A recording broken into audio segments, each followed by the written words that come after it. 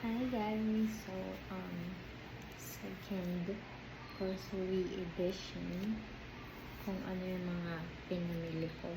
So, tingnan natin. So,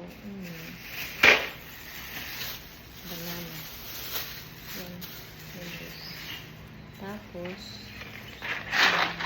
elbow, ayan, para sa sopas na ito, carrot.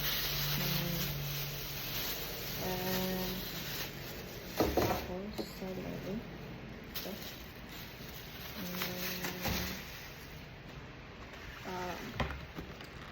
Para kay hubby.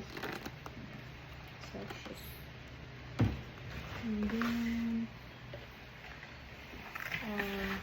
sa kanya din ko, Dr. Pepper. Mahilig ng soda. Tapos, para sa akin. And then, ito. Breakfast.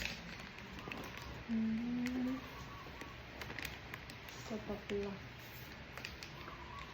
Vita Coco. Stay hydrated. And then,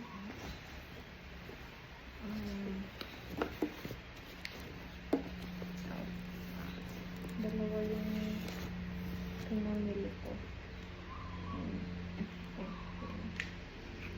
Saka last not least,